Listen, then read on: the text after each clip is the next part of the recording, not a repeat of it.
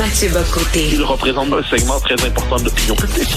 Richard Martineau. Tu vis sur quelle planète? La rencontre. Je regarde ça et là, je me dis, mais c'est de la comédie. C'est hallucinant. La rencontre. Bock-Côté, Martineau. Alors, Mathieu, écoute, hier, c'était bien sûr les élections municipales, mais c'était aussi le gala de la disque. Et Sophie, ma blonde, regardait le gala de la disque et elle m'a dit, il y avait aucun discours d'aucun artiste sur la défense du français. Pourtant, on vient de vivre un psychodrame là, avec, entre autres, la candidature de Balarama Holness qui veut faire de Montréal une ville bilingue. Il y a eu bien sûr les propos d'Air Canada et on n'en a pas parlé. Bon, il y a deux façons de voir ça. Première façon, tant mieux, c'est un gala sur la musique. On a parlé de musique, on n'en a pas fait un gala politique. Bravo. Ou Dieu que les artistes ont totalement abandonné le dossier du français. Tu te situes où là-dessus? Deuxième école, et j'ajouterais qu'ils n'ont même pas le sens de leurs propres intérêts. Parce que, la condition de base pour qu'il y ait un marché culturel francophone au Québec, pour que les gens puissent chanter dans leur propre langue, vivre de leurs chansons, avoir un public dans leur propre langue, c'est qu'il y ait un public québécois soucieux du français. S'il y a un effondrement du français, c'est la possibilité même d'exister culturellement en français, autrement que sur le mode du folklore, qui se décomposera sous nos yeux. Alors évidemment, la cause de la mode aujourd'hui, c'est une version désincarnée de l'environnement, c'est embrasser les prophéties apocalyptiques de Greta Thunberg, c'est vouloir ajouter des consonnes dans la liste des LGBTQI2T+, parce qu'il doit manquer de consonnes dans tout ça. Bon, donc, mais la question du français, la question de la culture québécoise, la question nationale, parce que ça vient avec ça, il y a un cadre politique, n'est plus à la mode. Ça passe pour ringard, ça passe pour réac. Le problème, c'est que les artistes, n'embrassant pas cette question, que font-ils? Eh bien, ils en viennent à saper les conditions de leur propre création. C'est assez triste, en fait, comme quoi c'est une perte de contact avec la réalité. Puis j'ajoute à ça, parce qu'une dimension québécoise là-dedans, sur le plan de notre psychologie politique, les Québécois vivent sur le mode de la souveraineté imaginaire. On a l'impression que fondamentalement notre sécurité culturelle et politique est assurée. Là, il y a des brèches, l'affaire Rousseau, l'affaire Holness, mais fondamentalement, l'héritage de la Révolution tranquille, c'est l'illusion de la sécurité. Et j'ai l'impression que quand va frapper la réalité, puis à mon avis, elle frappe déjà, mais chez les artistes ils n'ont peut-être pas des bons capteurs en ce moment, des bons capteurs affectifs, eh bien, ce qui se passe en ce moment, c'est tout simplement une espèce d'inconscience politique qui, à terme, va conduire à la ringardisation culturelle. Parce que j'imagine mal, mettons, dans les années, je sais pas, 70, 80, par exemple, des Paul Piché restés silencieux devant ça, des Luc Plamondon qui ne dit rien. C'est certain que dans une autre époque, les artistes auraient, défendu bec et ongle la langue. Cela dit, mes combats n'étaient pas les combats de mes parents et j'imagine que les combats de la jeune génération ne sont pas les miens et ainsi va la vie. Mais le combat du français est le combat de toutes les générations au Québec depuis 1760. C'est ça l'affaire. C'est-à-dire que chaque génération, à sa manière, a mené le combat pour le français. Aucune n'a déserté. Je dis pas que ça passionnait tout le monde tout le temps, mais je dis qu'il y avait toujours quand même cette espèce de conscience-là. Les droits du français au Parlement, les droits du français dans le monde des affaires, les droits du français publiquement, ça faire le français de la langue commune. Mais quand on s'est convaincu soi-même, il faut voir, chez les artistes, par exemple, il y a une grande ouverture envers la cause autochtone, ce qui les honore, évidemment, c'est bien la cause autochtone. Mais ils en viennent quelquefois à bouffer le récit, comme quoi nous serions des colonialistes odieux en Amérique, puis le français est une langue coloniale. C'est une langue écrasante. Et décoloniser notre rapport aux Autochtones, ce serait aussi peut-être quelquefois sacrifier le français. On l'a vu dans l'affaire de la nomination de Mary Simon comme poste de gouverneur général. On en trouvait plusieurs pour dire, finalement, le français est une langue coloniale parmi d'autres. Donc, quand on embrasse aujourd'hui la cause d'une certaine idée de la diversité, là, j'entends pas la diversité en elle-même, mais une certaine idée d'une diversité qui se pense sur le mode de l'arrachement au monde occidental, et dans tout ça, il y a la nation québécoise qui apparemment serait colonialiste et impérialiste, ce qui est quand même assez étrange comme idée. Eh bien, qu'est-ce qu'on voit? Le résultat, c'est que finalement, la défense du français n'a plus la cote. Mais le problème, c'est qu'en dernière instance, tout ça va se retourner contre eux. C'est tragique, ça va se retourner contre nous tous, mais contre eux en particulier qui vivent justement de l'existence d'un peuple qui veut penser, rêver, désirer, créer dans sa langue. Claude Pelgag, la grande gagnante de la soirée de la disque, dit dans son discours, j'essaie de enjoy le moment. Mes collaborateurs ne sont pas front. On a tous brainstormé. Je suis fan du fun, etc. Bon, écoute, je le vois chez mes enfants aussi. Bienvenue en Acadie. Bienvenue en Acadie, c'est l'espèce de blague. Bon, je sais pas que c'est la blague la plus drôle au monde, mais elle est quand même assez parlante.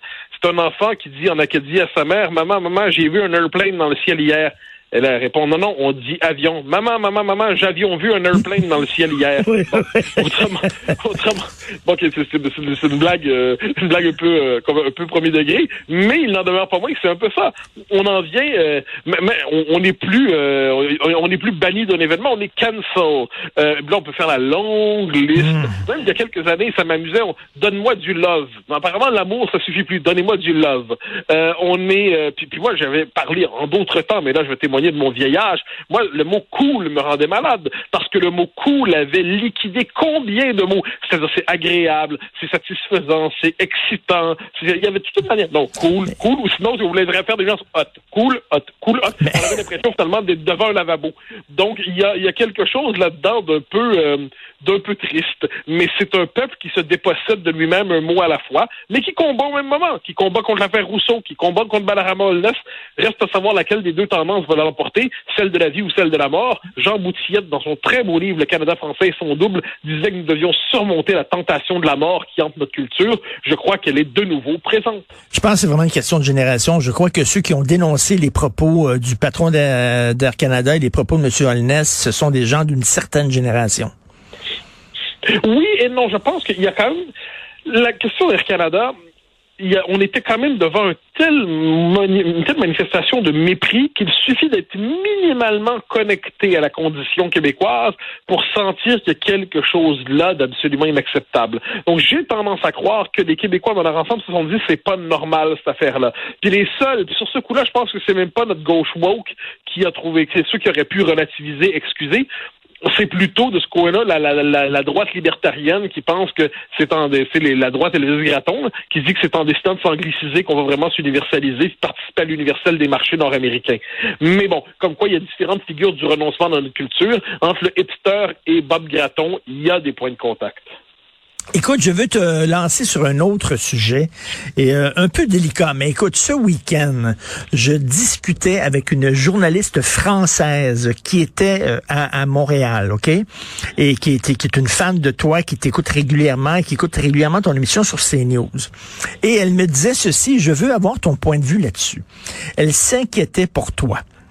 Mathieu. Elle disait souvent, je regarde son émission, et Mathieu fait un parallèle régulièrement entre le nationalisme québécois et le nationalisme français. Et elle me dit, ça m'inquiète, il faut qu'il fasse attention parce que le nationalisme français, contrairement au nationalisme québécois, a plusieurs pages d'ombre, plusieurs pages sombres de son histoire, les années 30, l'extrême droite, l'antisémitisme, etc. Le nationalisme français est contaminé alors que le nationalisme québécois ne l'est pas. Et en mettant les deux, en faisant un parallèle entre les deux, il risque de prêter flanc aux critiques au Québec qui disent regarde, c'est un nationalisme étroit, etc. Bon, est-ce que tu comprends un peu les craintes qu'elle avait et qu'est-ce que tu y réponds? Ben, je répondrais que cette dame écoute l'émission bien moins souvent qu'elle ne le dit, parce que je fais pas de comparaison régulière entre le nationalisme québécois et le nationalisme français. Je répète régulièrement je n'utilise jamais l'expression nationalisme français parce qu'ici le mot nationalisme est codé à l'extrême droite justement. J'explique sans cesse que lorsque je parle du nationalisme québécois, le mot nationalisme chez nous n'a pas la même signification qu'en France.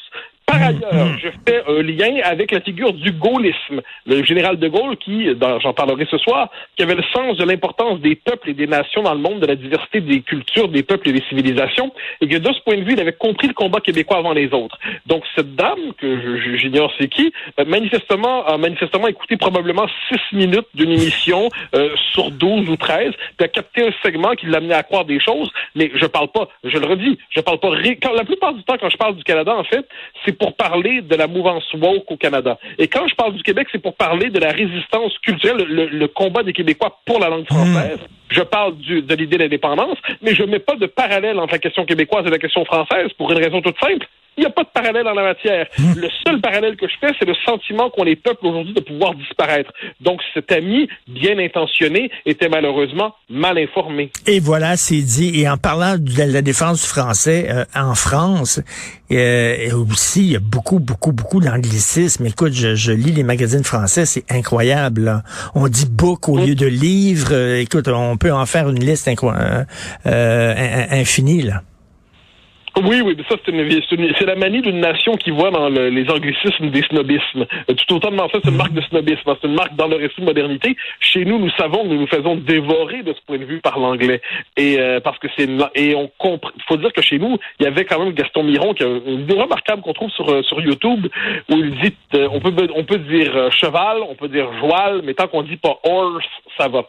Eh ben, il y avait quand même il y a une résistance québécoise, mais le problème, c'est que notre français est déstructuré souvent. Il y a une mauvaise maîtrise des codes, de la grammaire et ainsi de suite. Donc le français est déstructuré, mais de l'autre côté, on se bat contre les anglicismes. On refuse, même si on capitule quelquefois, mais une partie de l'esprit québécois refuse cette capitulation devant l'anglais. On dit pas Fashion Week, on dit Semaine de la mode et ainsi de suite.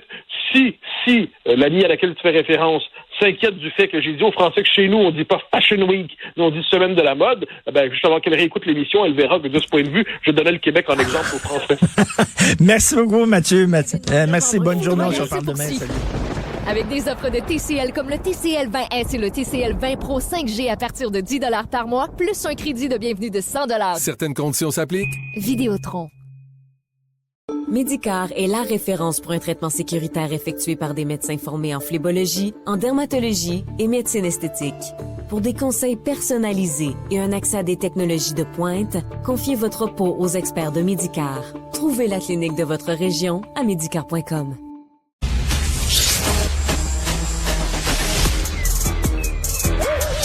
Mathieu Bock-Côté. Il représente un segment très important de l'opinion publique. Richard Martineau. Tu vis sur quelle planète? La rencontre. Je regarde ça et là, je me dis, mais c'est de la comédie. C'est hallucinant. La rencontre. Bock-Côté, Martineau. Alors, Mathieu, c'est vrai, c'est toi qui vas te présenter pour le PQ dans Marie-Victorin? Ah bon? Mon Dieu, je croyais que vous avez un candidat vedette. De ce point de vue, c'est pas moi.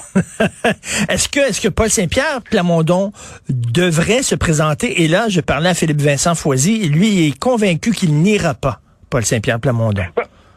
En fait, je ne suis pas certain qu'il devrait se lancer pour une raison simple, c'est que c'est une élection, une partielle, où il jouerait abusivement son autorité, son leadership. Ça serait naturel qu'il s'y lance si on était dans un système politique à peu près normal.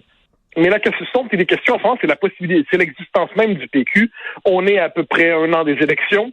S'il perdait, puisqu'il est tout à fait probable vu les circonstances, parce qu'une partielle, c'est rarement une occasion pour rebondir, eh bien, s'il perdait, ça fragiliserait le leadership péquiste, ça fragiliserait l'existence même du Parti québécois avant les élections.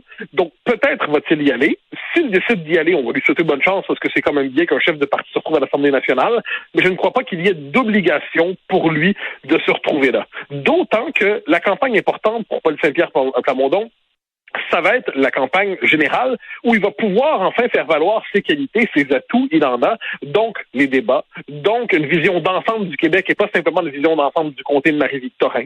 La participation au débat où il va être capable de faire valoir ses arguments, doit-il véritablement aller risquer son autorité, risquer son leadership dans le comté?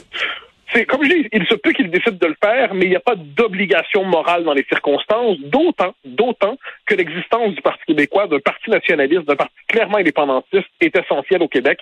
Je n'ai pas envie que sur un coup, je n'aurais pas envie que sur un espèce de coup, l'honneur absolument me commande d'y aller. Il est finalement s'y suicider et le parti avec lui. Non, mais attends une minute, là, s'il n'y va pas, parce que c'est vraiment un catch-22, là, s'il y va et il perd, c'est épouvantable pour le PQ sombre, mais s'il n'y va pas, le message qu'il envoie aux électeurs, c'est que, mais pourquoi vous feriez confiance à un parti dont le chef a même pas confiance dans ses possibilités de gagner? Je reformulerai ça. Si le Parti québécois a une chance de ressurgir, personne ne s'attend à ce que le PQ remporte les prochaines élections. La question pour le PQ aux prochaines élections, c'est conserver sa base électorale, faire élire son chef, et puis gagner 1, 2, 3 points dans les sondages s'il n'est pas trop malchanceux. Bon. Ça, c'est l'objectif. Dès lors, quelle est la meilleure manière d'atteindre cet objectif? Aller tout risquer dans une partielle sur le mode de la rédemption kamikaze ou décidé d'attendre, de conserver ses forces pour l'élection générale. C'est pour ça que je pense qu'en ce moment, il y a tout un discours qui va le pousser à y aller sur le mode de l'obligation morale. Il doit y aller, c'est essentiel. S'il n'y va pas, il ne fait pas confiance. Non, je pense qu'il faut savoir c'est quoi le moment de vérité pour un homme, le moment qui compte, le moment test. Et le moment test pour lui, ce n'est pas une partielle dans Marie-Victorin. Le moment test pour lui, c'est l'élection générale. C'est là où, pour le dire avec la formule d'antan, il pourra prouver sa valeur. Mais s'il décide de tout risquer maintenant, eh bien, c'est quelquefois, c'est dans ce sentiment d'urgence morale, eh bien, le résultat serait quand même probablement une défaite qui risquerait de faire très, très mal au Parti québécois et avec sa possibilité d'exister au-delà du comté de Matane. Il faut que le Parti québécois subsiste jusqu'à ce que la CAQ, en qui on a confiance, frappe un mur. Le mur, là, par exemple, lorsqu'on va leur dire, on va nous dire, la loi 21 sur la laïcité, ce n'est pas acceptable au Canada. Là, on va avoir été au bout de l'expérience de la CAQ. On va avoir tout essayé. Et là, le PQ peut reprendre du poil de la bête, peut-être. Tu connais ma théorie là-dessus. C'est-à-dire qu'une crise de régime est inévitable autour de la loi 21. Ça va arriver. La loi 21 va être cassée. Ça va faire Meach 2. Meach 2, la question est de savoir qui joue le rôle de Robert Bourassa. C'est François Legault. François Legault, c'est à la différence de Robert Bourassa. Robert Bourassa, lui, ce qu'il y avait en lui, c'est un nationalisme, mais qui était travaillé par la peur. La peur d'être... C'est le réflexe peureux des Canadiens français. François Legault, c'est autre chose. Ce qu'il a dû refouler pour devenir premier ministre, c'est des convictions souverainistes. Dès lors, s'il y a une crise de régime qui permet aux refoulés de ressurgir, eh bien, c'est possible que François Legault lui-même décide de porter, de faire les gestes de rupture nécessaires qui nous conduiraient à l'indépendance. Si, par ailleurs, devant la crise de la loi 21, donc Meach 2, la CAQ n'est pas à la hauteur, c'est possible aussi. La CAQ finalement se cogne le nez sur le Canada, puis décide de se trancher le nez plutôt que de se dire on va décider de faire un autre chemin. On décide de se coucher parce que se relever serait trop difficile.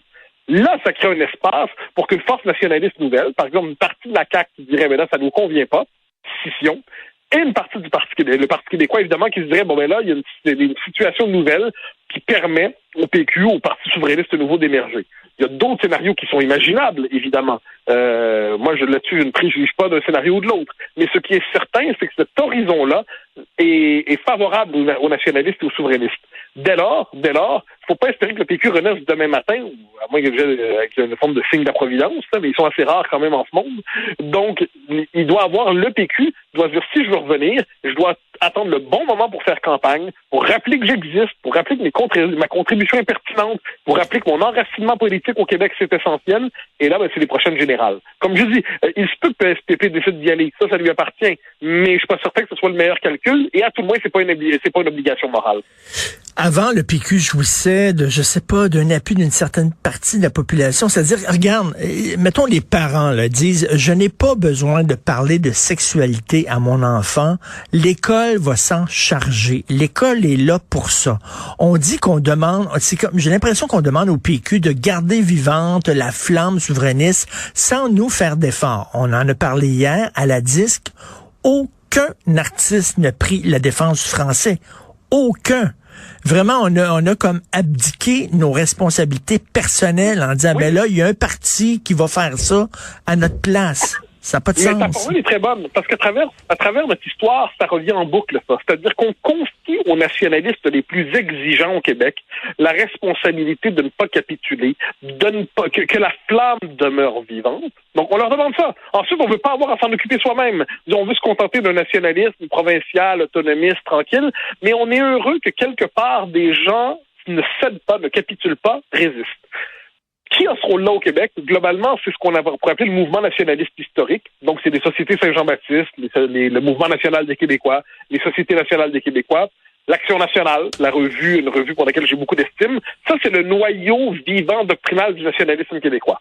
Qui a cette fonction politiquement pour notre époque? En d'autres temps, c'était le Bloc populaire. Il y a eu la RIN qui a fait ça aussi. Il y a différents mouvements dans notre histoire qui poussent. Dans notre époque, aujourd'hui, c'est le Parti québécois qui est un grand parti de gouvernement, qui aujourd'hui est un parti de militants qui a pour fonction de garder vivante politiquement l'idée indépendantiste, même si les circonstances ne sont pas favorables. Ça, c'est la fonction du PQ en ce moment. Ensuite, des circonstances nouvelles peuvent changer son rôle, mais si le PQ, aux prochaines élections, il a évité la disparition, on dira mission accomplie. Puis ensuite, on verra ce que ça donnera pour 4 ans plus tard. Ce serait intéressant, mais on n'y est pas encore.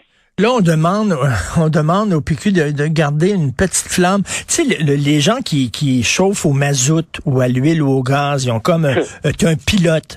Le pilote, c'est la petite flamme qui fait que même si tu veux pas chauffer, tu n'as pas à fermer totalement ta fournaise parce que la petite flamme, et quand tu vas avoir froid à un moment donné, tu vas pas repartir dès le début parce que tu n'as rien qu'à ouvrir. Bon, et c'est ça, on dirait, le PQ, c'est la petite flamme qui vacille, oui. Là, c'est le pilote, là. Ce sont ceux qui ne cèdent pas quand tout semble perdu. Alors, c'est une belle fonction. Ensuite, en politique, ça ne peut pas être la seule fonction. La politique, c'est aussi gouverner. Ça, c'est ce que fait la CAQ aujourd'hui. Il y a bien des gens qui sont souverainistes de cœur, de conviction, d'âme, mais qui se disent par ailleurs, c'est quoi la seule manière qu'ont les nationalistes québécois de gouverner aujourd'hui? C'est en mettant de côté la souveraineté. Ça ne veut pas dire qu'on y renonce fondamentalement. Ça veut dire que pour les temps présents, il n'est pas possible de la poursuivre. Bon. Donc ça, il y en a des tonnes de souverainistes comme ça à la CAQ. Mais les indépendantistes qui disent, moi, je place ça au cœur de mon combat. Je n'abandonne pas. Je ne renie pas. Ceux-là doivent avoir un véhicule politique. Ce véhicule-là, bon, c'est le PQ. C'est un peu le Bloc, hein, mais un peu. Parce que le Bloc, on le voit aux dernières élections fédérales, il lui arrive de temps en temps de caquiser exagérément. Hein. Il oublie de presque sa raison d'être, mais en dernière instance, bon, le Bloc est souverainiste, mais on aimerait qu'il le soit de manière plus claire, puis qu'il fasse davantage une critique du régime. Mais quand on revient au Parti québécois, il a une fonction, les Québécois lui ont délégué en ce moment une fonction un peu particulière, c'est abandonnez pas pendant que nous on abandonne. Bon, notre peuple est ainsi fait. C'est pas une tâche déshonorante. C'est une tâche difficile, par ailleurs, pour ceux qui se croyaient appelés à gouverner, qui se retrouvent dans cette famille politique-là. Paul Saint-Pierre Plamondon, dans un pays normal, c'est un type qui a une vocation ministérielle, politique. Sa vocation naturelle, c'est de faire partie de la classe politique. Là, il se retrouve à diriger un parti agonisant en cherchant à faire en sorte qu'il reste en vie. C'est une mission inattendue, mais on ne choisit pas toujours son destin. En tout cas, il est très courageux et je l'interviewais récemment et je lui disais, il me semble, M. Plamondon, donc vous pourriez gagner beaucoup plus d'argent en étant avocat, puis j'imagine vos proches et même votre blonde va le dire des fois, mais qu'est-ce que tu fais dans ce bourbier-là alors que tu devais en avocat? Et il est parti à rire. Il comprenait fort bien ce que je voulais dire là, en disant là, c'est pas facile là, ce qu'il vit présentement. Ouais, je pense qu'il comprend parfaitement dans les circonstances, et voilà pourquoi je ne suis pas de ceux qui disent « Va te sacrifier une fois pour toutes, s'il te plaît, pour qu'on soit débarrassé du problème. » Non, que le PQ soit en position d'interroger la société québécoise sur son avenir, au moins jusqu'aux prochaines élections, c'est quand même pas rien. Mais en tout cas, s'il décide de pas faire le saut, Marie-Victorin, il va falloir qu'il explique aussi bien que tu viens de l'expliquer. Mathieu Bock-Côté, merci beaucoup, on se reparle demain. Bonne journée. Qu'on le mentionne, et que de toute façon, vous le savez probablement déjà, on a décidé de ne pas vous le dire. Donc, on ne vous redira pas que pour se protéger de la COVID-19, il faut se laver les... On ne répétera pas encore une fois qu'il faut porter un... Et surtout, qu'il faut garder nos... avec les autres. Vous le savez, c'est la meilleure façon de combattre le virus, même lorsqu'on est vacciné. On continue de se protéger. Un message du gouvernement du Québec.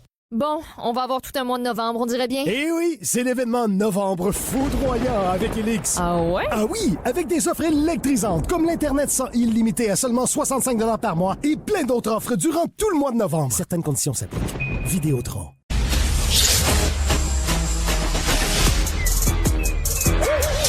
Mathieu Bock-Côté. Il représente un segment très important de l'opinion publique.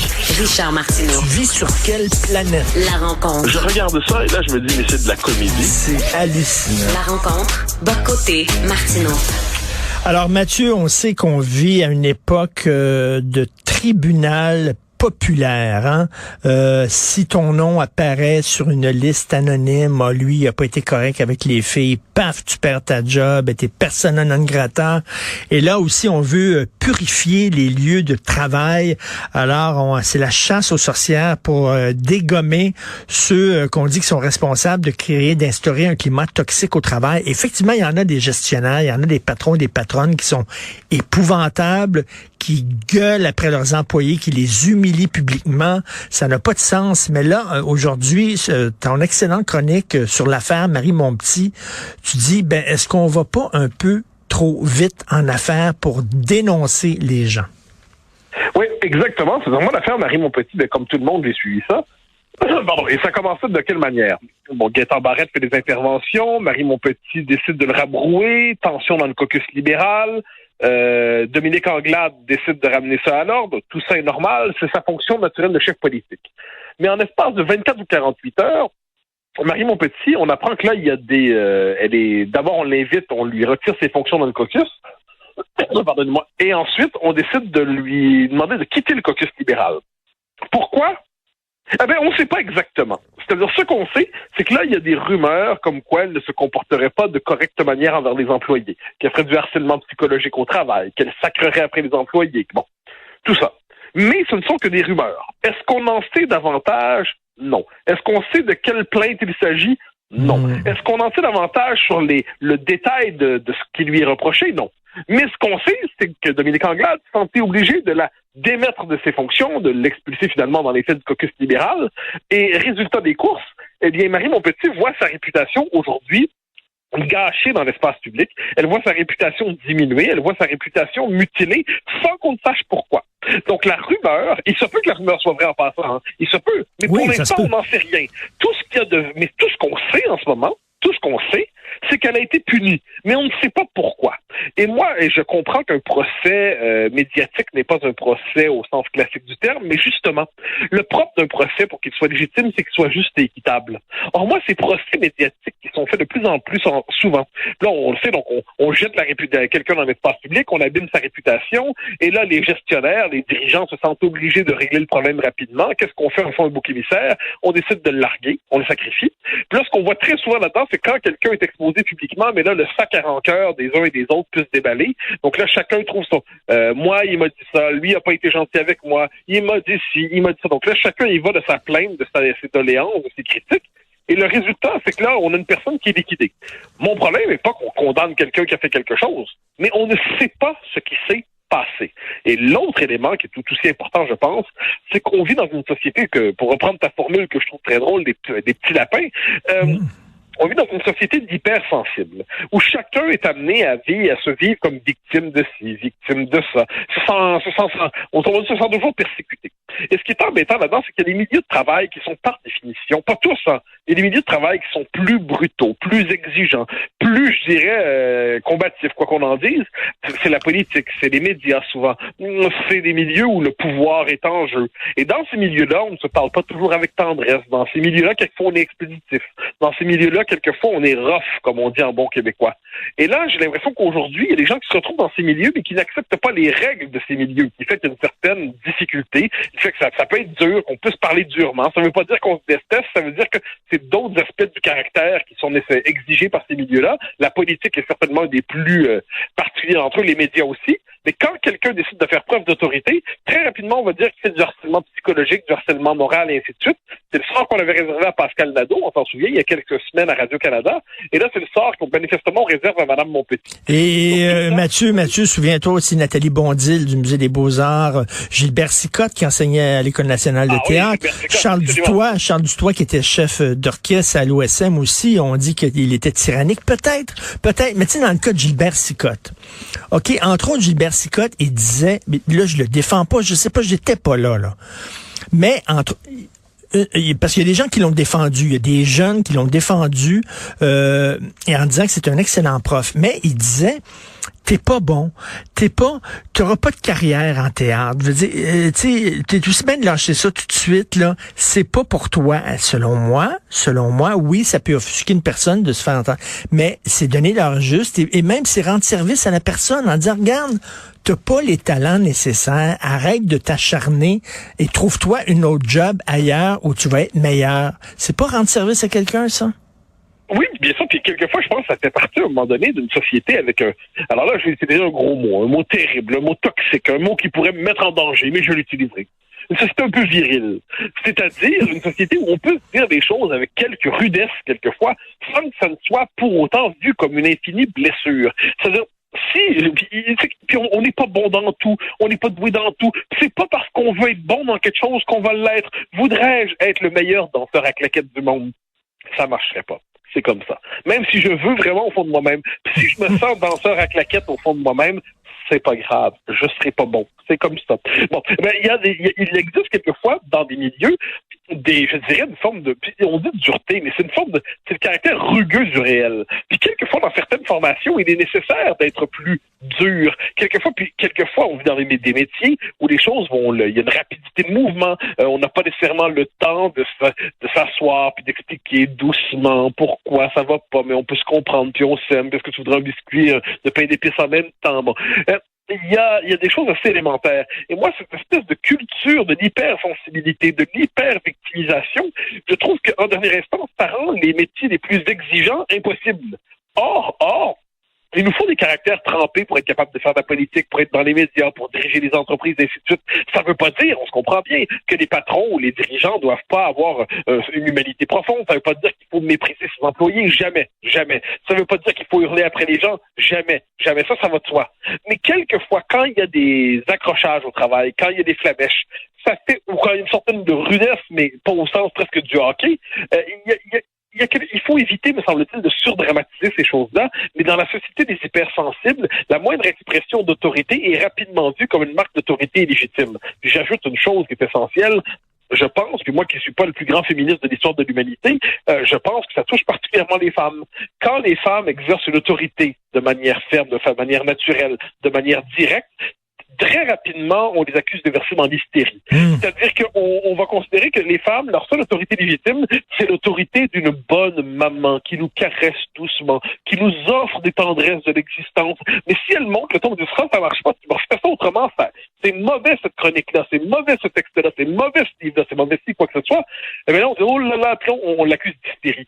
Moi, je suis de ceux qui pensent que l'essentiel de la révolution féministe a eu lieu pour le mieux. L'émancipation féminine a eu lieu, que ce qui reste du monde patriarcal, c'est résiduel. Ça, je ne le cache pas, mais sur ce rapport à l'autorité, j'ai l'impression qu'il y a des vieux restes qui ne nous font pas honneur, puis qui fait que quand une femme a un peu d'autorité, ou a beaucoup d'autorité, puis l'exerce, on a tendance, dès que ça nous déplaît, à y voir de l'hystérie. Quand chez un homme, on y verrait une autorité ferme et virile. Oui, mais tout à fait, mais cela dit, je me fais encore l'avocat du diable, mais écoute, c'est pas parce que tu cries après un invité, avec un employé, que nécessairement tu vas le rendre plus performant.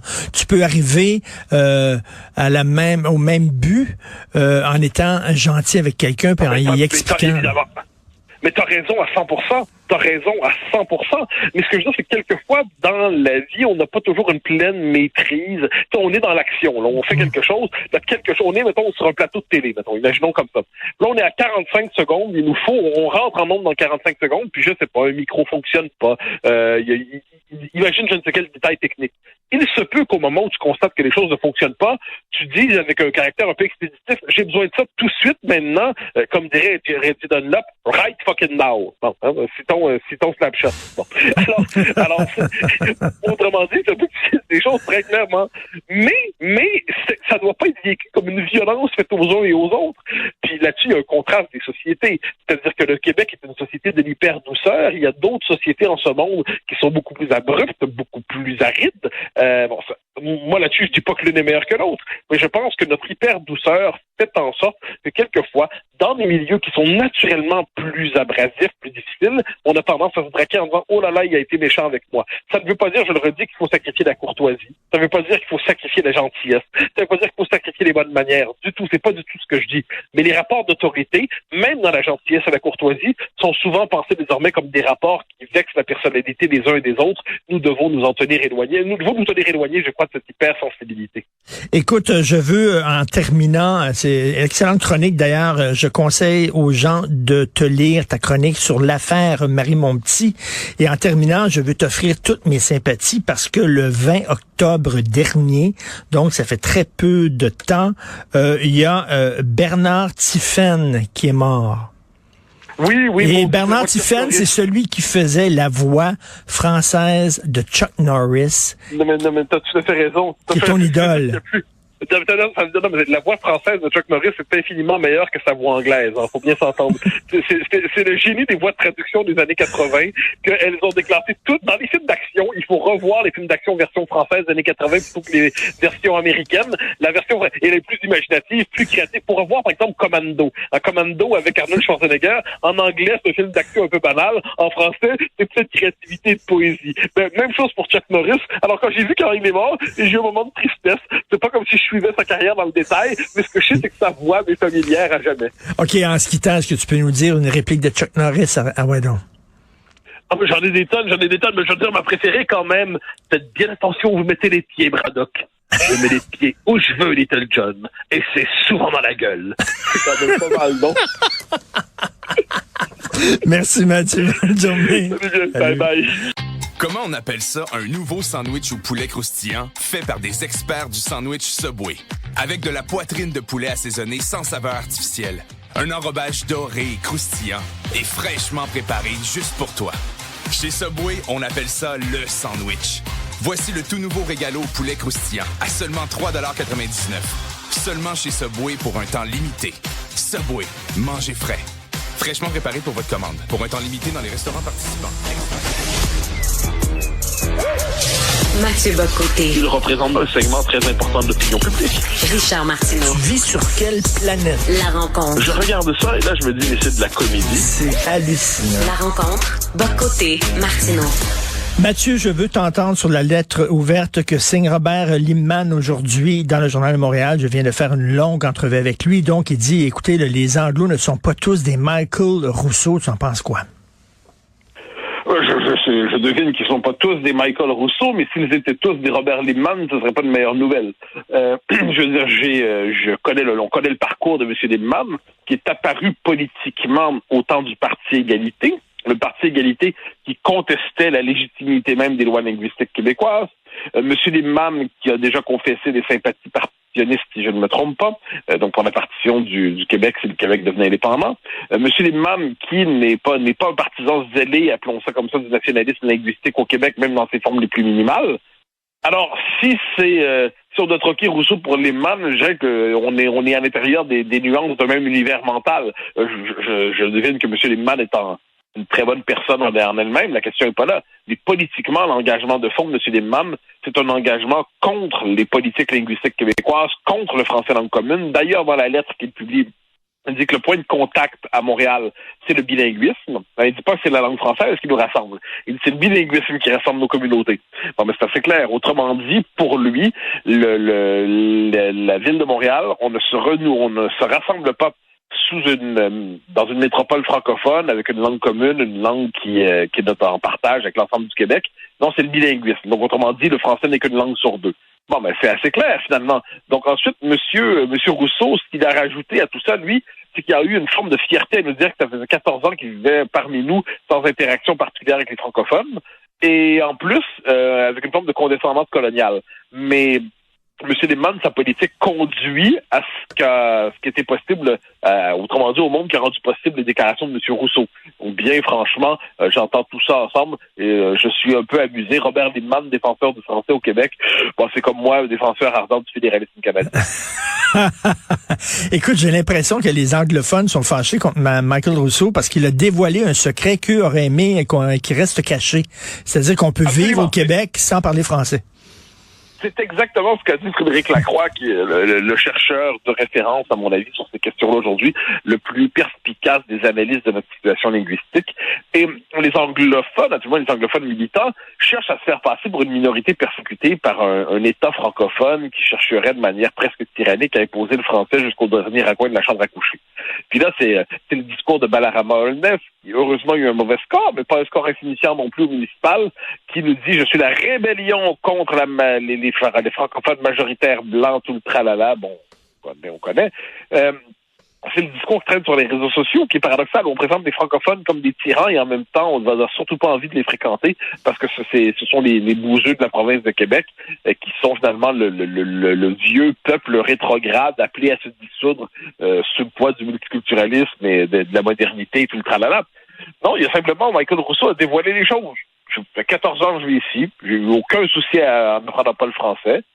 Ce qui veut donc dire qu'il a croisé des Québécois, mais que les Québécois n'ont aucun problème à fonctionner en anglais avec lui, que dans les milieux qui sont les siens, qui sont quand même des milieux d'une bonne bourgeoisie, il bien le français et tout sauf une norme, c'est même pas une possibilité, puisqu'on peut s'y dérober en toutes circonstances. Et là, c'est tout le narratif, comme disent les Anglos, là, tout le récit qui conduisait à présenter les anglophones comme une forme de minorité persécutée dans un Québec national terrifiant. Eh bien, tout ça a éclaté d'un coup. Donc là, ils sont, pour le dire avec la langue du maître, ils sont dans le damage control. Ils sont dans le damage control depuis quelques semaines, en fait deux semaines environ. Ils savent pas trop comment faire. Puis aujourd'hui, les Robert Lindman de ce monde se présentent comme les plus grands amants de la langue française, ce qui, poliment, fait rire.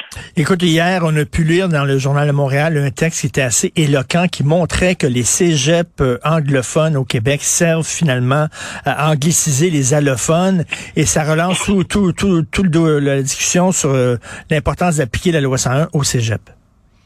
Mais oui, mais évidemment. On sait tout ça depuis 20 ans. C'est ça qui me fascine quand je vois des gens ouvrir les yeux devant ça, se dire, ah oui, peut-être une bonne idée. Mais ça fait 20 ans qu'on sait tout ça. Ça fait 20 ans. Alors, évidemment que ce qu'on constate, là, c'est que les allophones, comme on dit, après leur scolarisation obligatoire en français, où ils sont finalement obligés d'être en contact avec la majorité francophone, dès que l'obligation n'est plus là, on s'extrait, ils décident de s'extraire du groupe de la majorité francophone, donc du Québec français, et puis d'aller se socialiser en anglais. Et on sait l'importance du cégep dans la formation professionnelle, dans la socialisation, dans les choix de carrière, les choix de vie des jeunes générations.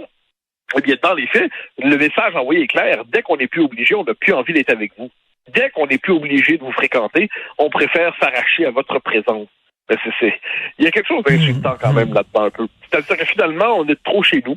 Parce qu'on les a obligés par la loi à nous fréquenter, ils l'ont fait un temps, mais dès que c'est plus obligatoire, ils cherchent à s'en délivrer. Quoi qu'on en dise, c'est révélateur quand même des rapports de force linguistiques et de l'estime peut-être pas considérable que peuvent avoir pour nous certains d'entre eux, qui nous considèrent finalement comme infréquentables au sens premier du terme, c'est-à-dire on n'a pas vraiment envie de nous fréquenter. Et Mathieu, en terminant, tu as vu le barreau du Québec qui refuse de blâmer Anne-France Goldwater, qui avait associé la loi 96 à des méthodes dignes de la Gestapo. Ça a l'air qu'elle n'a commis aucun impair, selon le barreau. Non, mais la nazification du nationalisme québécois, c'est pas un problème. Hein. Alors, on le sait. On sait que c'est le barreau aussi de mémoire qui voulait invalider l'ensemble des lois québécoises parce qu'elles n'étaient pas bilingues. Donc, on est devant un barreau très, très militant, très multiculturaliste. Et on est donc dans cette outrance absolue qui consiste à dire que la nazification des nationalistes québécois n'est pas un problème, que ce n'est à la rigueur peut-être qu'un abus rhétorique et encore pas vraiment. On est habitué à tout ça. Mais le problème, c'est qu'on s'y habitue tellement qu'on ne voit plus à quel point c'est gros lorsqu'on reçoit de telles insultes. Écoute, je te laisse pleurer sur le sort des pauvres anglophones du Québec. Ils ont vraiment peur, là.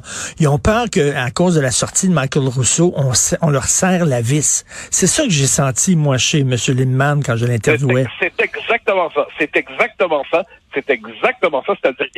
certains d'entre eux se disent, notre stratégie publique est éventée. On doit, en ce moment, contrôler les choses. Et là, on a vu une journaliste, dont le nom m'échappe heureusement, qui a dit, les plus critiques, croyant par là, les plus critiques de Michael Rousseau, c'était les anglophones du Québec, justement, qui, eux, ont fait des efforts. Non, pas qu'ils ont fait des efforts. Juste qu'ils sont... bon, ça, c'est les journalistes, appelons ça, de la radio-télévision fédérale, ne manquent pas d'imagination pour nous expliquer que le Canada est le plus meilleur pays au monde. C'est incroyable, ça, je l'avais pas vu passer. Bonne journée, M. Bock-Côté. Salut. Mathieu Bock-Côté. Il représente un segment très important de l'opinion publique. Richard Martineau. Tu vis sur quelle planète? La rencontre. Je regarde ça et là, je me dis, mais c'est de la comédie. C'est hallucinant. La rencontre. Bock-Côté. Martineau. Devrait-on faire moins d'enfants pour sauver la planète? C'est la question que pose le Devoir aujourd'hui, le prix en Église du mouvement woke, le Devoir aujourd'hui sur sa première page. Et là, le texte débute comme suit. La question est pour le moins délicate. Non, la question n'est pas délicate. La question est stupide. N'est-ce pas, Mathieu? Ah ben absolument. Moi, je vois ça et là, je trouve ça assez amusant, en fait. Parce que si on veut poser la question de la surpopulation mondiale, c'est une question en tant que telle qui peut se poser l'explosion démographique de l'humanité. Mais c'est pas de ça dont il est question ici.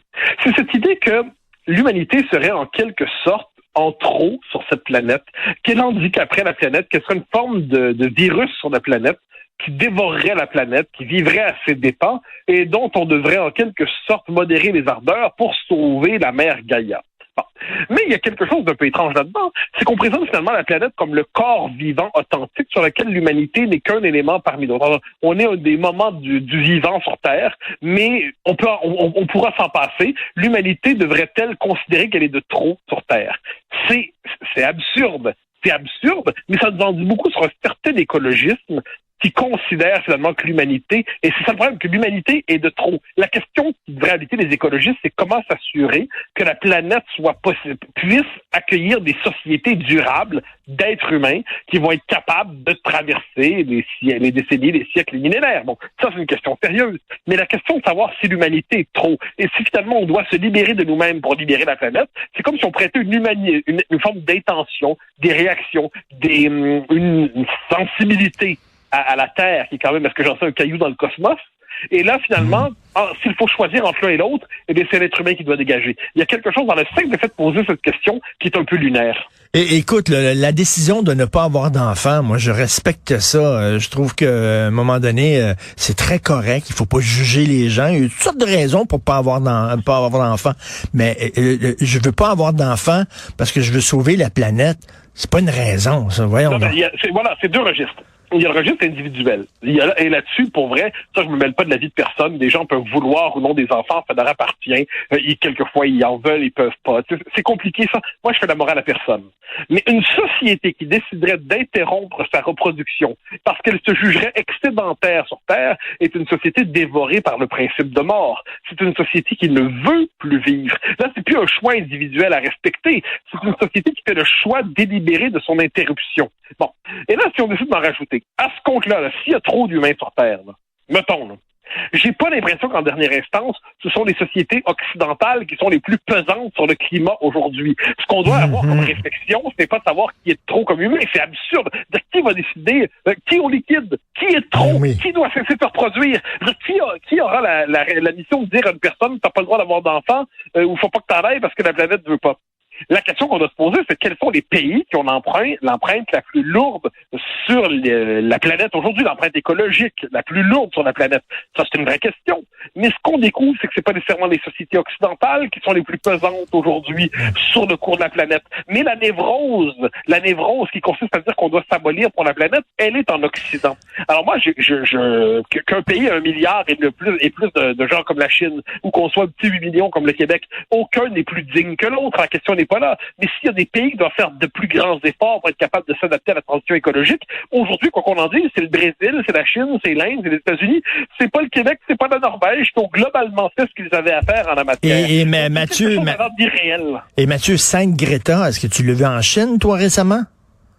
Parce que Sainte Greta est là pour culpabiliser des Occidentaux d'exister. Et ça, tout ça est un mouvement interne aux névroses psychologiques et idéologiques de l'Occident. Et j'y reviens parce que c'est fondamental. C'est-à-dire, l'effort écologique, tous en conviennent, il est nécessaire. La question de ce qu'on appelle l'explosion démographique, c'est une vraie question. Parfait, on va en parler. Mais la manière dont on en parle, c'est qu'on est sur le mode de la culpabilisation religieuse. On est dans cette espèce d'idée d'un péché radicalisé qui nous pousse à vouloir nous abolir pour nous délivrer du mal. Et c'est ça. Et c'est pour ça qu'il faut aborder l'écologisme comme un phénomène religieux. C'est-à-dire, non pas l'écologie, mais l'écologisme comme mouvance. C'est-à-dire, tout le langage du religieux est présent. Confessez-vous, faites pénitence, sinon vous allez avoir des sanctions qui viennent de la sainte planète, et ainsi de suite. C'est tout un langage un peu étrange qui relève dans les faits de l'imaginaire religieux, mais qui se maquille ou qui se prétend se présenter dans le langage de la science. Et puis là, on le voit, mais on le voit de manière un peu gênante sur cette affaire-là, c'est que là, on normalise cette idée qu'une société, j'y reviens, doit s'interrompre. Okay, peut-on savoir quelles sociétés sont trop? Peut-on savoir qui aura le droit dans ce scénario-là de se reproduire? Est-ce qu'on va la politique d'un seul enfant comme en Chine? Qu'est-ce qu'on fait? Tout ça, il y a quelque chose là-dedans qui témoigne d'une forme d'instinct de mort, en fait. Nos sociétés se sont convaincus d'abord et avant tout qu'elles avaient fait le plus grand mal au reste de l'humanité. Donc là, il faut se décoloniser à l'extrême aujourd'hui en disant que l'Europe n'aurait jamais dû s'étendre et puis l'Europe aurait jamais dû faire son développement industriel, donc l'Occident. Puis ensuite, on n'aurait pas dû proposer nos normes à l'ensemble du monde d'une manière ou de l'autre. Eh bien, le point d'aboutissement de cette mauvaise conscience, c'est un désir d'auto-abolition de soi. Et Mathieu, où on fait trop d'enfants, c'est pas en Occident. On le sait, notre taux de fécondité en Occident baissé. D'ailleurs, il faut maintenant se tourner vers les immigrants. On fait 1 enfant, 2 enfants maximum. Les familles nombreuses, maintenant, c'est très rare en Occident. Ce sont dans les pays du tiers-monde où on fait beaucoup d'enfants. Surtout. Ah ben oui, mais là, c'est que là, c'est un discours qui est manufacturé, qui est confectionné pour parler aux Occidentaux et mais qui, dans les faits, fait l'impasse sur la question effectivement d'une surnatalité, entre guillemets, qu'il y aurait dans les pays du tiers-monde. Mais puisqu'on est dans cette logique que l'Occident est coupable de tout et qu'on ne peut s'adresser aux populations ailleurs dans le monde en leur disant « Pourriez-vous, s'il vous plaît, parce que c'est ce qu'on dit finalement, on va être logique, mais pourriez-vous en Chine, en Inde, tout ça, en Afrique, faire moins d'enfants? La prochaine explosion démographique, ça va être en Afrique. Est-ce qu'on va aller dire aux Africains, pourriez-vous essayer de vous reproduire, s'il vous plaît? Vous en faites un peu trop. Il y a quelque chose là-dedans, mais non. Donc, c'est cette culpabilisation interne du monde occidental, mais qui mord désormais sur des consciences individuelles. On se retrouve que la jeune génération est co-anxieuse, qui va se dire, est-ce que je dois me reproduire? Non, la planète ne le veut pas. Mais bon, comme si on prêtait une forme d'intention à la planète, comme si finalement le climat était notre nouveau dieu, une espèce de Moloch vert et écologique auquel on devait se sacrifier en sacrifiant son désir de se reproduire, son désir de se perpétuer, son désir de se poursuivre, parce qu'apparemment sinon on heurterait les équilibres écologiques globaux. C'est-à-dire, comment aborder ça autrement qu'à la manière, je le dis, d'une névrose? Parce qu'on n'est pas ici dans le souci de l'environnement, de la transition écologique, du développement des moyens technologiques pour être capable de diminuer l'empreinte carbone et tout ça. Non, c'est pas de ça dont on parle ici. On est en train de parler on est dans une exploration appelons ça des troubles psychologiques à échelle civilisationnelle d'un monde occidental qui ne sait plus exactement pourquoi il existe. Mais c'est presque un phénomène religieux, là. L'écologie poussée à bout comme ça, comme n'importe quelle idéologie poussée à bout, devient une forme de religion. Absolument. C'est pour ça que là-dessus, j'aborde. C'est une question qui m'obsède toujours. Comment aborder ce qu'on appelait les religions politiques au XXe siècle? Les religions politiques, comme disait Aron, ce sont les grandes doctrines qui ont récupéré les énergies religieuses qui existaient auparavant dans l'humanité, puis ils ont canalisé quelquefois en doctrines qui étaient plus canalisées vers l'au-delà, mais vers notre monde. Donc, c'est le faire le paradis sur Terre. Bon. Le paradis sur Terre des communistes et de la société sans classe qui venait par la Révolution. Le paradis sur Terre des uns et des autres. Mais le nouveau paradis sur Terre, en un sens, c'est l'humanité délivrée de l'humanité. Et une forme il y a dans l'écologisme une pulsion régressive qui consiste à dire, ce qu'on va faire un avec le cosmos. C'est une forme d'animisme, de nouveau paganisme. On va reconnecter avec le cosmos, on va reconnecter donc avec Gaïa, on va reconnecter avec la planète. L'humanité va cesser de troubler l'harmonie planétaire, l'harmonie environnementale et écologique planétaire. Et à travers tout cela, ce que nous allons faire, c'est une espèce d'humanité régénérée. Et puis là, on le voit dans des rituels funéraires. J'ai eu l'occasion d'en parler à quelques reprises, où certains disent, allez, il faut effectivement cesser d'enterrer les corps, il faut cesser de ci et ça. Ce qu'il faut désormais, c'est la crémation, puis se servir d'engrais pour faire pousser un arbre. Ouais. OK. Donc là, on voit qu'il y a cette espèce d'idéologie qui finalement pousse à l'extinction de soi. C'est le retour à l'unité cosmique. Et ça, c'est intéressant comme phénomène à analyser, mais certainement pas comme société dans laquelle vivre. Ce qui se voit à travers ça, une société, une civilisation en fait qui ne croit plus en elle-même et qui cherche différentes manières de s'abolir et qui croit finalement les trouver. Qui ne croit plus en elle-même, et ça, tu as tout à fait raison, parce qu'une des raisons d'avoir des enfants, il y a toutes sortes de raisons pour avoir des enfants, mais une des raisons, c'est que tu as foi en l'avenir, tu as foi en l'humanité, tu trouves que l'humanité doit continuer, t'espères que tes enfants vont améliorer le monde, qu'ils auront une vie meilleure que toi, il y a un côté de se transcender, de se dépasser, de bon. Et là, les autres nous demandent de mettre la clé là-dedans. Mais c'est une forme d'immortalité. Oui. On s'immortalise en assumant son rôle dans la chaîne des générations, à la chaîne des siècles. Bon, ensuite, comme je dis, personne n'est obligé là-dessus. Moi, je fais la morale à personne. Non. Chacun a une histoire compliquée. Sur ça, je suis pas de ceux qui culpabilisent les consciences individuelles. C'est quand on rencontre quelqu'un qui n'a pas d'enfant, je suis pas le genre à dire, bon, mais quand est-ce que tu vas en avoir? C'est pas comme ça que ça se pose. Mais une société les signaux qu'elle envoie, ça ne peut être que des signaux pour se perpétuer. Et c'est à ce moment-là que cette espèce d'écologisme relève d'un trouble de civilisation qui est tenté par le désir de s'abolir soi-même. Et c'est, on le voit, donc une volonté d'abolir son histoire, d'abolir sa culture, et là, c'est finalement s'abolir dans la participation générale à l'espèce, et nous, on voudrait s'abolir pour cesser de faire du mal à la planète. C'est une exploration d'un voyage dans une espèce d'intelligence retournée contre elle-même, et c'est à ça que sert l'écologisme aujourd'hui. Et au-delà de cette question-là, je lisais ça en page couverture du Devoir. D'ailleurs, j'étais très content quand tu m'as envoyé ton sujet. Je dis oui, parce que en lisant ça, je me suis dit, où on peut lire ce genre de texte-là, sinon que dans le Devoir? Tu sais, ça en dit long aussi sur ce que le Devoir est devenu. Je sais, mais c'est pas la première fois. Hein. Il y a quelques années, le Devoir avait fait un truc là-dessus. Et puis là, on nous expliquait, je ne me rappelle plus qui avait fait sur le papier, mais en gros, on nous expliquait que ceux qui refusaient le suicide démographique de l'humanité étaient d'extrême droite. Bon, OK. Donc là, je vais vous expliquer. Vouloir avoir des enfants comme peuple, c'est pas d'extrême droite. Je vous rassure. Mais bon, sachant qu'aujourd'hui, tout ce qui tranche avec le discours général finit par être d'extrême droite, bon, encore une fois, on voit à quel point les mots ne veulent plus rien dire. Heureusement, dans le Devoir, aujourd'hui, il y a aussi la chronique de Christian Rioux. Excellente. Sur De Gaulle. J'imagine que tu l'as lu, bien sûr. Oui, mais moi, surtout, c'était une semaine très gaulliste ici en France cette semaine. Hein. Et c'était assez amusant parce que là, faut dire, c'est rare qu'on célèbre le 51e anniversaire de quelque chose, mais puisqu'on est dans la veille d'une année présidentielle, tout le monde cherchait par la célébration du 51e anniversaire du départ du général, eh bien, c'était l'occasion de chacun dire son rapport à son héritage. Chacun cherchait à être le plus gaulliste de la bande, et ça nous montre à quel point De Gaulle est devenu ici un mythe politique que chacun cherche à s'approprier pour marquer la prochaine étape de l'histoire de France. C'est ça, ce que j'ai entendu, c'est que ça a l'air que ce qui circule, c'est que Zemmour annoncerait sa candidature à la présidentielle à Colombey-les-Deux-Églises. Ouais, après, la rumeur, c'était qu'il l'aurait annoncé le jour de la mort du général, mais finalement, c'est le seul à pas avoir fait des sparages autour de cette journée-là, comme s'il avait, c'est amusant, comme s'il avait tendu une forme de piège au système politique en disant, bon, vous agitez tous, moi aujourd'hui je suis dans le recueillement. Bon, on verra bien. Mais c'était la rumeur qui circulait, donc tous se sont mobilisés. Emmanuel Macron a fait un discours le soir sur l'état du pays et la suite des choses. Puis, comme si finalement, il redoutait qu'il s'annonce à ce moment. Ce n'est pas arrivé. On verra bien pour la suite. En tout cas, c'est encore Colombey-les-Deux-Églises. Hein. C'est toujours pas Colombey-les-Deux-Mosquées. Ce que redoutait le général lui-même, qu'est-ce que j'en sais, n'est pas d'extrême droite. Merci beaucoup, Mathieu. Bon week-end.